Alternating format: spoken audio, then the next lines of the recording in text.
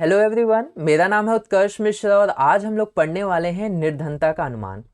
इस वीडियो के अंदर केवल यही नहीं, असुरक्षित समूह और एक बहुत इंपॉर्टेंट कहानी शिवा रमन की कहानी, इसको तो जरूर पढ़ना, ठीक है। यहाँ तक तो जरूर पढ़ना है, शिवा रमन की कहानी तो जरूर आपको अच्छे से समझना है। ये बहुत इंपॉर्टेंट कहानी है। यहाँ तक हम पढ़ेंगे, इस वीडियो के अंदर हम ये 3 टॉपिक्स कवर करेंगे।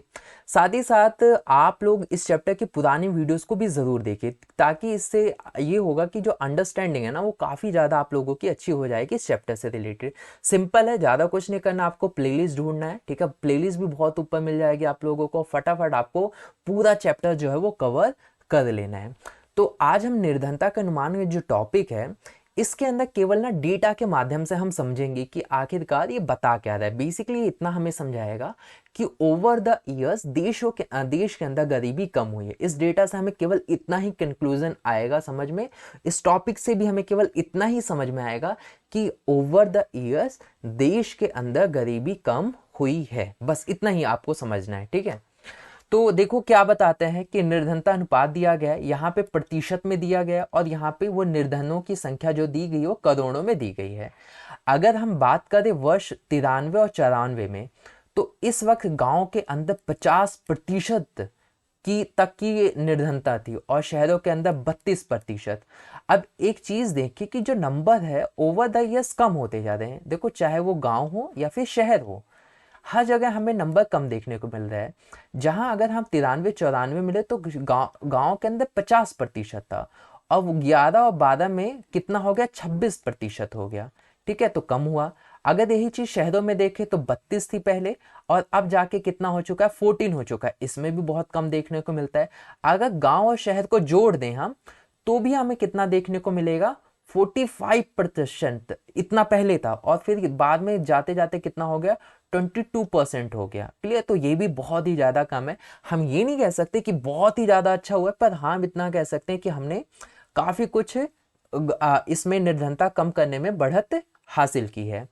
और यही बात करें अगर हम करोड़ों की, तो पहले 404 करोड़ लोग गांव और शहर का जोड़ लें, और अब कितना हो चुका है, 270 करोड़, जो कि ये भी हमें डेटा शो कर रहा है कि बहुत ही ज़्यादा कम हुए। 404 बहुत बड़ी और 270 एक बहुत कम डेटा है, मतलब बहुत ही कम नंबर्स हो चुके हैं। तो बहुत ही अच्छी बात है। और यही चीज़ ग्रामीण और शहरों में भी देख लो, नंबर्स क्या है, धीरे धीरे क्या हो रहा है, डाउन होते जा रहा है, और शहरों में भी धीरे धीरे डाउन होते जा रहा है। तो इस डेटा से हमें इतना समझ में आता है कि पहले देश के अंदर गरीबी बहुत ज़्यादा थी, चाहे वो गाँव हो या शहर हो। उनकी संख्या बहुत ही ज़्यादा थी, उनकी प्रतिशत में बहुत ज़्यादा संख्या थी, बहुत ही ज़्यादा गरीबी थी। लेकिन ओवर द ईयर्स कम हुई है, जो कि एक अच्छी बात है। अभी लेकिन हमें और वर्क करने की ज़रूरत है। अब दूसरा टॉपिक है असुरक्षित समूह। असुरक्षित के बारे में हमने पुरानी वीडियोस में तो समझ लिया कि आखिरकार असुरक्षित कहता क्या है। अगर आपने पुरानी वीडियोस नहीं देखी है तो उनको ज़रूर देखिए, क्योंकि रिलेट करेगा इससे। अभी आपको सिंपल मैं एक लाइन में समझा दूं कि असुरक्षित उन लोगों को कहा जाता है, ऐसे लोग जिन पे आपदा आई, ऐसे लोग मतलब देश के अंदर कुछ आपदा आ गई, कुछ भी हो गया, बीमारी कोई फैल गई, तो असुरक्षित लोग सबसे पहले उस प्रॉब्लम को फेस करेंगे। क्लियर। और अच्छे से डिटेल में समझना है तो वीडियो है, वहां से आप आराम से समझिए। इसके अंदर हम दो पहलुओं को पढ़ेंगे। पहला हम पढ़ेंगे सामाजिक समूह, और दूसरा पढ़ेंगे आर्थिक समूह। एक बार मैं इसके इंक चेंज कर दूं ताकि हाईलाइट आप लोगों को अच्छे से हो जाए। क्लियर। सबसे पहले हम सामाजिक समूह को पढ़ेंगे। जो सामाजिक समूह निर्धनता के प्रति सर्वाधिक असुरक्षित है, वो है अनुसूचित जाति और अनुसूचित जनजाति। क्लियर। अगर एग्जाम में पूछे कि असुरक्षित समूह में जो सामाजिक समूह जो है, अगर हम बात करें सामाजिक समूह की, तो सर सामाजिक समूह के अंदर जो अनुसूचित जाति और अनुसूचित जनजाति के लोग हैं, ये ऐसे लोग हैं जो सबसे ज्यादा असुरक्षित हैं। क्लियर। जैसे और भी लोग होते हैं, एस, ये तो एससी और एसटी हो गए, एससी और एसटी हो गए, लेकिन और भी तो लोग होते हैं, जैसे ओबीसी होते हैं, जनरल में आते हैं ना, बहुत सारे लोग आ जाते हैं। तो इनमें ये इतनी जो कैटेगरी है, इस कैटेगरी में जो एससी और एसटी लोग हैं, ये ऐसे लोग हैं जो सबसे ज्यादा असुरक्षित हैं कि अगर देश के अंदर आपदा आएगी तो एससी और एसटी के जो लोग हैं वो सबसे ज़्यादा प्रॉब्लम फेस करेंगे। अब यहाँ एक बात ध्यान रखना, आप कह सकते हो कि सर मेरे जो पड़ोस में रहता है वो SC और ST दोनों है, मेरे बगल में SC उसके बगल में ST है, लेकिन वो तो गरीब नहीं है सर, वो तो मेरे से भी ज़्यादा अमीर है। तो यहाँ ये बात ध्यान रखना कि ओवरऑल सबकी बात की जा रही है, टोटल इंडिया में जितने SC हैं ST है उनकी बात की जा रही है। क्लियर? ऐसा नहीं कि आपके जो बगल में पड़ोसी है उसका डेटा उसके हिसाब से बात की जा रही है। क्लियर? ठीक है। अब यहाँ पे दूसरा पॉइंट अगर हम देखें तो आर्थिक समूह में बताया गया है कि आर्थिक समूह में देखें तो जो सर्वाधिक असुरक्षित समूह है वो ग्रामीण कृषि श्रमिक परिवार है, और गांव के अंदर सॉरी शहर के अंदर कौन है? कैजुअल वर्कर, जिसे हम अनियत मजदूर परिवार कहते हैं। सबसे पहले हम गांव के अंदर कौन है? जो कृषि करता है और कृषि श्रमिक परिवार है, जो खेती वोती कर करके मतलब दूसरों के यहाँ पे जा जाके काम वगैरह करके अपना चलाता है। तो ये लोग सबसे ज़्यादा असुरक्षित हैं। और शहरों के अंदर सर जो कैजुअल वर्कर है, अभी अनियत मजदूर कौन होते हैं?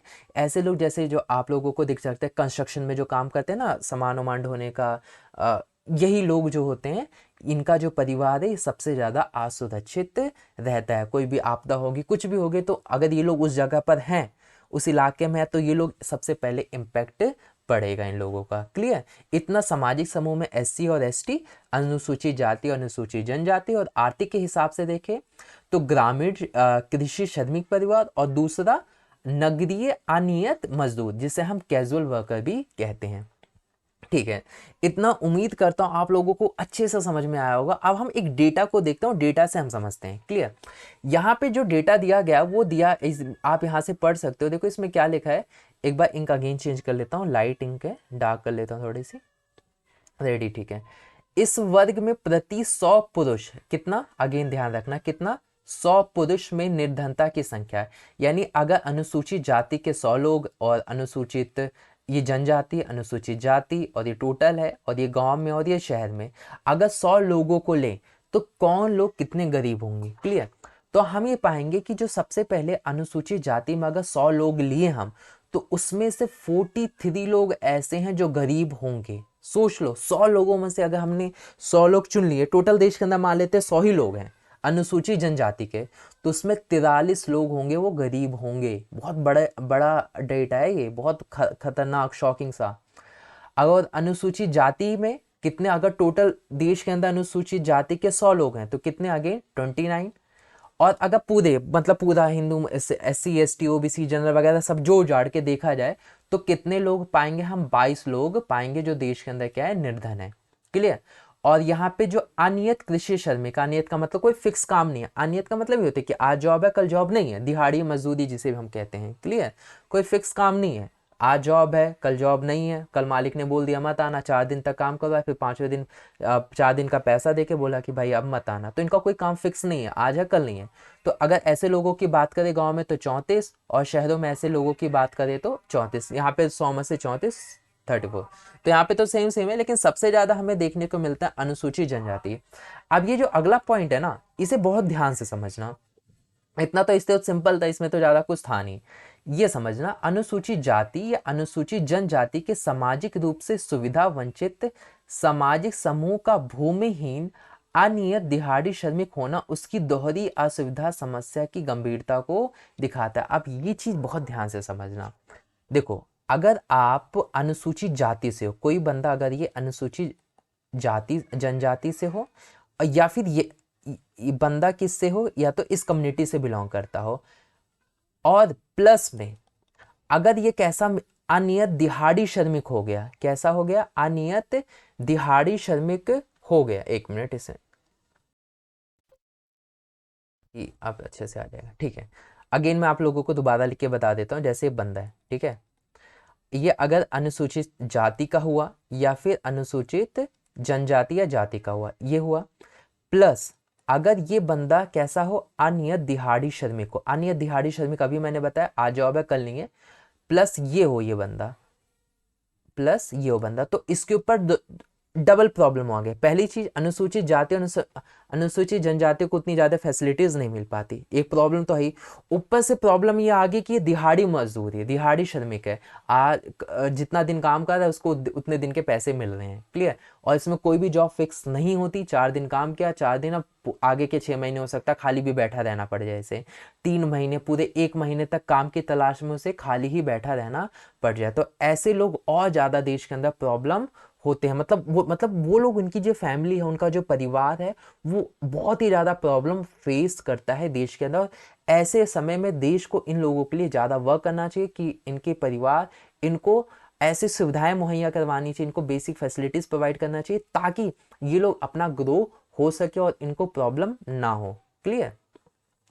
अब आता है हमारा अगला पॉइंट, इन सामाजिक समूह के अतिरिक्त परिवारों के आय में भी असमानता हमें देखने को मिलती है, ठीक है। सामाजिक समूह तो है ही, मान लेते हैं ये SC है, ये ST है, ठीक है। इन ये 2 परिवार, यहाँ पे दोनों परिवार, तो ये भी इसमें बताया जाए कि ये भी परिवार SC का, ये भी है, ये भी ST का है, ये भी परिवार ST, लेकिन इन दोनों में परिवारों में हो सकता है आय की डिफरेंस हो सकता है कि इसका अलग इनकम हो और इसका थोड़ा सा ज़्यादा हो। इसमें भी यही हो सकता है, इसकी फैमिली की इनकम थोड़ी ज़्यादा हो और इसकी थोड़ी कम हो।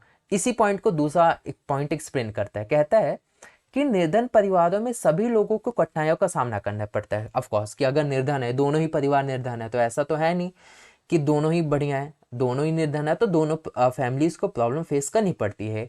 लेकिन कुछ लोग दूसरों से अधिक कठिनाइयों का सामना करते हैं। जैसे दोनों ही परिवार गरीब है, लेकिन इन दोनों में से जो और ज्यादा गरीब होगा, मान लेते हैं फैमिली गरीब है, तो इसको इसके कंपैरिजन में इसको ज्यादा प्रॉब्लम फेस करनी पड़ेगी, ये वाला इस फैमिली को ज्यादा प्रॉब्लम फेस करनी पड़ेगी। और प्लस ये बात और ध्यान से सुनना इसको, महिला, वृद्ध लोगों और बच्चियों को भी ढंग से परिवार के उपलब्ध संसाधनों तक पहुंच से वंचित किया जाता है। एक बात ध्यान रखना कि ये फैमिली मान लेते हैं पुअर है, बहुत ध्यान से समझना, फैमिली पुअर है। यहाँ पे इस फैमिली के अंदर 3 लोग हैं, वुमेन भी हैं इस फैमिली के अंदर, औरत हैं, बच्चियां हैं और बूढ़े माता पिता हैं, बूढ़े पेरेंट्स हैं, ठीक है, पेरेंट्स मान लेते हैं, ओल्ड पेरेंट्स हैं, ठीक है। इस फैमिली के पास, इस पूरा फैमिली के पास कोई संसाधन है जो वो संसाधन आराम से इन पूरे परिवार में बंट सकता है, कोई दिक्कत की बात नहीं है, वो संसाधन जो भी है वो इन परिवार के लोगों को दिया जा सकता है। बट ये पूरा फैमिली के अंदर इन लोगों को उन संसाधनों से वंचित करके रखा जाएगा। इन लोगों को, औरतों को, बच्चियों को और बूढ़े माता पिता को वो संसाधन नहीं दिया जाएगा, बल्कि पूरा फैमिली में वो संसाधन है, वो चीज है, लेकिन उसके बावजूद औरत, बच्चों और इन बूढ़े लोगों को वो संसाधनों का उपयोग नहीं करने दिया जाएगा, उनसे वंचित रखा जाएगा। ये भी कई फैमिलीज में देखने को मिलता है। तो देख लो कितनी बड़ी प्रॉब्लम है। तो इन लोगों को आप देख सकते किस तरीके से भेदभाव, उनकी फैमिली मेंबर इनके किस तरीके से भेदभाव कर रहे हैं, ठीक है। तो चलिए इतना हमें समझ में आया। अब हम पढ़ने वाले most important topic, Shiva Raman की कहानी। इस इमेज को अच्छे से एनालाइज करो, आप अच्छे से देखो इमेज क्या क्या शो कर रहा है, आप यहाँ पे इमेज को अच्छे से फुल्ली एनालाइज करो। इसमें हम एक चीज़ ये समझते हैं कि ये शिवा रमन है, ठीक है। शिवा रमन में हम देखते हैं बंदा, इसका नाम है शिवा रमन, और ये देख सकते हैं इसकी जो है बूढ़ी माँ है और ये इसकी वाइफ है और इसकी बड़ी बेटी, और मान लेते हैं इसकी सिस्टर है। तो टोटल अगर हम देखें 1 2 3 4 5 6 7 8, टोटल फैमिली में कितने लोग हैं, 8 लोग हैं, ठीक है। और ये लोग यहाँ पर हैं। ये पर्सन है कुछ सोच रहा है, शिवारमन कुछ सोच रहा है। वो कहता है मैं शहर में भी पर्याप्त पैसा प्राप्त नहीं कर सका, यानी गांव से शहर में आया होगा तभी ऐसी बात कर रहा है। और देखो गांव से बेसिकली शहर कोई क्यों आता है, इसी वजह से आता है, जस्ट बिकॉज शहर के अंदर हो जाएगा, उसको इनकम मिलेगी, अच्छा पैसा मिलेगा। गांव के अंदर जॉब नहीं रहती, कोई कुछ भरोसा नहीं रहता जॉब का, पैसों का, पैसे भी कम मिलते हैं, तो वो सोचा शहर जाएगा, पैसा कमाएगा, फैमिली को तो सर्वाइव कर ही लेगा ठीक ठाक तरीके से। फिर सोचता है कि शहर आने पे भी मेरे को पर्याप्त पैसा नहीं मिल पा रहा है, इसकी अनियमित आय में अपने बच्चों को विद्यालय कैसे भेजूंगा। कहता है इतनी अनियमित आय में, मतलब फिक्स नहीं है पैसा, आज कभी ज़्यादा है, कभी जैसे खिलौने बेच रहा है, खिलौना कभी ज़्यादा बिक गया, पैसा ज़्यादा मिल गया, खिलौना कभी बिका ही नहीं तो पैसे कम मिल गए। तो अनियमित है, कोई फिक्स नहीं है इनकम, आज ज़्यादा हो गई, कल कमाई कम हो गई, एक महीने की कमाई हो सकता है ज़्यादा हो गई, अगले महीने की कमाई हो सकता है कम ही हुई हो, दिक्कत हो गई हो। तो ये अनियम है। तो सोचा है कि अगर ऐसे ही चलता था तो मैं अपने बच्चों को स्कूल कैसे भेज पाऊंगा। तो अब और डिटेल वे में हम शिवादमन की कहानी को स्टडी करते हैं। देखो बताता है शिवादमन है वो तमिलनाडु के करूर कस्बे के निकट रहता है। एक छोटा सा गांव है करूर, जो कि तमिलनाडु में वहां पे ही रहता है। करूर जो फेमस है वो हाथ करघा और बिजली करघा में अपने कपड़ों के लिए प्रसिद्ध है। मतलब हाथ से भी वहाँ पे सूत बना के कपड़े बनाए जाते हैं, और बिजली से भी सूत, बिजली का मतलब मशीनें, जो मशीनें होती हैं बिजली से चलने वाली मशीनें, उनसे भी सूत से कपड़ा बनाने के लिए बहुत ही ज़्यादा तमिल का जो करूर कस्बा है वो फेमस है। क्लियर। अगर गांव में देखें तो हमें गांव में 100 परिवार देखने को मिलेगा। जो शिवारमन ये आयु थंथियार, या हो सकता है मेरी प्रोनाउंसिएशन में गलत हो या ठीक भी हो, ये मोची जाति का है। और वो 160 रुपये प्रतिदिन के हिसाब से खेतिहर मजदूर के रूप में कमाता है। कितना रुपए कमाता है? 160 रुपये। और काम क्या करता है? खेतिहर मजदूर, मतलब खेतों में जा जाके किसी दूसरे के फार्मर के यहाँ पे जा जाके वहाँ पे जो भी काम मिलता है खेतों में, वो काम करके 160 रुपये कमा लेता है। लेकिन ये काम उसे काम वर्ष में मात्र 5 से 6 महीने मिल पाते हैं। टोटल वर्ष का बताया गया है कि एक ईयर में अगर हम उसका टोटल काम देखें खेती से कितना निकलता है, तो लगभग 5 से 6 महीने।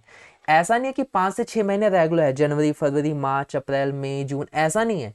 5 पूरे एक साल के अंदर 6 महीने काम। कभी जनवरी में काम मिला, फरवरी में नहीं मिला, मान लेते हैं, ठीक है, वैसे तो डेटा गलत है, लेकिन मान लेते हैं जनवरी में काम मिला, फरवरी में नहीं मिला, मार्च में नहीं मिला, अप्रैल में मिल गया।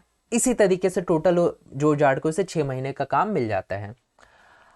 अन्य समय में वह गांव में दूसरे छोटे मोटे काम करता है, ठीक है। और जब बाकी टाइम खाली रहता है, जैसे मान लेते हैं जनवरी में उसे काम मिला, ठीक है, नहीं मान लेते हैं मार्च में उसे काम मिला, तो मार्च में उसे काम मिला, अप्रैल में भी काम मिला, लेकिन मई और जून में उसे उतना काम नहीं मिला, ठीक है। तो मई और जून में क्या करेगा? ऐसे छोटे मोटे कोई काम कर लेगा। या मई में काम मिला, जून में काम नहीं मिला, तो छोटे मोटे काम कर ले। इतना तो आप समझदार हो, समझ रहे होगे। उसकी जो पत्नी है शशिकला उसके साथ काम करती है, लेकिन इन दिनों कभी कभी काम मिल पाता, काम नहीं है तो उसे उतने ज़्यादा काम नहीं मिल पाता। यदि अगर उसे कोई काम मिलता भी है तो उसको उसी काम के लिए जो शिवारमन करता है उसे 100 रुपये प्रतिदिन मिलता है। ध्यान देना कि जो उसकी वाइफ करती है वही काम, तो उसे कितना रुपये मिलता है? 100 रुपये मिलता है। उसी काम को जो उसका हस्बैंड जब करता है तो उसे 160 रुपये मिलता है। तो आप ये नहीं देख सकते कि अगर उसका हस्बैंड कर रहा है तो 160 रुपये, उसकी वाइफ कर रही है तो 100 रुपये। काम वही है, पोटेंशियल वही है। तो हम ये देख सकते हैं सर, ये जेंडर डिस्क्रिमिनेशन साफ साफ दिख रहा है कि जेंडर के हिसाब से यहाँ पे भेदभाव किया जा रहा है। अब देखा जाए तो परिवार में 8 सदस्य, हमने काउंटिंग भी की थी, तो 8 सदस्य हैं। शिवारमन की जो माँ है वो 65 वर्ष की हैं, उनकी विधवा माँ है। वो बीमार रहती हैं अक्सर, और प्रतिदिन के कामों में उसे सहायता की आवश्यकता पड़ती है, जैसे ब्रश करना, उठना हो गया, नहाना धोना हो गया। तो हर दिन मतलब सहायता उसे लेनी पड़ती है। क्लियर। उसे चला नहीं जाता, इतनी ज़्यादा वृद्ध हो रखी हैं। उसकी 25 वर्ष की एक अविवाहित बहन है, यानी 25 वर्ष की उसकी एक बहन भी है जो जिनकी अभी शादी नहीं हुई है। और उसके अपने 4 बच्चे हैं। और उसके अपने कितने बच्चे हैं? 4 बच्चे हैं, जिनकी आयु जो है वो 1 से 16 वर्ष के बीच में है। चारों बच्चों की उम्र 1 से 16, कोई 8 का होगा, कोई 10 का, कोई 16 का, ऐसी होगी। उनमें से 3 लड़कियां और सबसे छोटा बेटा है। उसमें से कितनी लड़कियां हैं? 3 लड़कियां हैं और एक बेटा है। कोई भी लड़की विद्यालय नहीं जाती। जो तीनों लड़कियां हैं, कोई भी लड़कियां जो हैं विद्यालय नहीं जाती। लड़कियों के लिए विद्यालय की पुस्तकें और अन्य वस्तुएं खरीदना विलासिता है। विलासिता मीन्स लग्जीरियस आइटम है।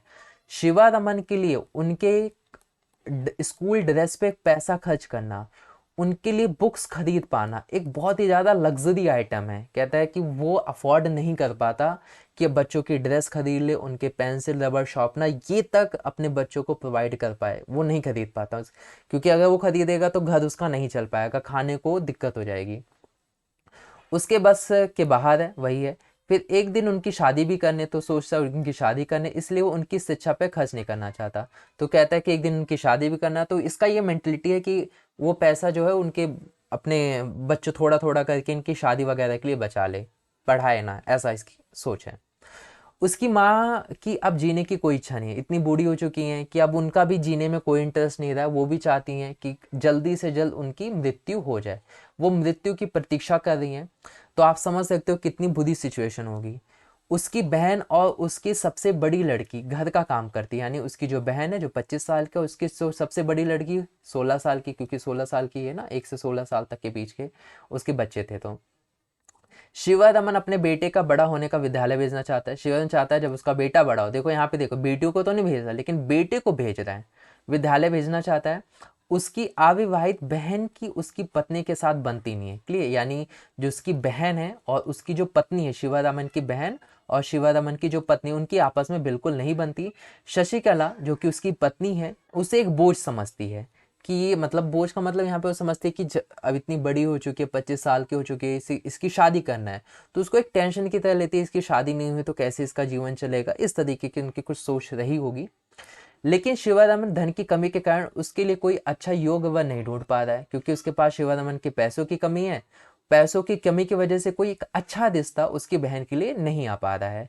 यद्यपि उसके परिवार को 2 जून की रोटी का प्रबंध करना कठिन हो रहा है, और साथ ही साथ 2 जून की रोटी, 2 वक्त का खाना, मतलब सुबह और शाम का खाना भी इस फैमिली के लिए अफोर्ड कर पाना, खरीद पाना, मैनेज कर पाना बहुत ही ज़्यादा दिक्कत हो रही है। शिवदमन मात्र अपने बेटे के लिए कभी कभी दूध खरीद लेता है। शिवदमन केवल अपने बेटे के लिए ही दूध खरीद पाता है, वो भी कभी कभी। बेटे के लिए तो खरीदता ही नहीं है, अगर खरीदता भी है तो बेटे के लिए, और वो भी कभी कभी। तो आप ये समझ सकते हो कि शिवदमन की कहानी में हमें इतना समझ में आया कि शिवदमन गांव से शहर में आया पैसे कमाने के लिए, उसको भी, लेकिन वहाँ पे भी, शहरों में भी उसका पैसा नहीं कमा पा रहा है। उसकी बहन है, उसकी शादी नहीं हो पा रही, उसका टेंशन है। उसकी जो वाइफ है वो भी इनकम उससे कम कमाती है, ये भी हमने पढ़ा। उसकी जो माँ है उसकी जीने की अब इच्छा नहीं है। बेटियां जो हैं, वो उसकी जो बड़ी बेटी है, उसकी जो बड़ी बहन है वो घर का काम करती हैं, और उनकी जो वाइफ है उनको टेंशन है कि फटाफट इसकी शादी करवा दी जा रही, उम्र बढ़ रही है। शिवदमन शादी इस वजह से नहीं करवा पा रहा अपनी बहन के, जस्ट बिकॉज उसके पास पैसे नहीं है, तो पैसा ना हो पाने की वजह से कोई अच्छा रिश्ता नहीं आ पा रहा। उनके लिए 2 वक्त का खाना भी अफोर्ड कर पाना मुश्किल है, केवल दूध कभी कभी अफोर्ड कर लिया जाता है, वो भी अपने बेटे के लिए। उम्मीद करता हूँ ये वीडियो आप लोगों को अच्छी लगी होगी, कहानी आपको समझ में आई होगी। और वीडियो अच्छी लगी है, कहानी आपको समझ में आई है, तो 3 कंडीशंस है जो आपको करनी ही करनी है। 3 में से ऐसा करो, कोई 2 चीज आप कर लो, ठीक है। लाइक, कमेंट एंड शेयर, ठीक है। इन तीनों में से सब्सक्राइब तो कंपलसरी है, सब्सक्राइब तो करो ही करो। लेकिन 3 चीजों में से, इन दोनों में से कोई भी 3 चीजों में से कोई भी आप 2 चीज चूज कर लो, लाइक, कमेंट और शेयर। जो भी आपको ठीक लगे आप कर लो, ये आपके ऊपर है, ठीक है। वीडियो में प्रिंट होने वाली उस वीडियो को भी ज़रूर देखिए, और वीडियो कैसी लगी है ये कमेंट करके मुझे ज़रूर बताइए। बाकी मिलते हैं नेक्स्ट वीडियो में, तब तक के लिए बाय बाय।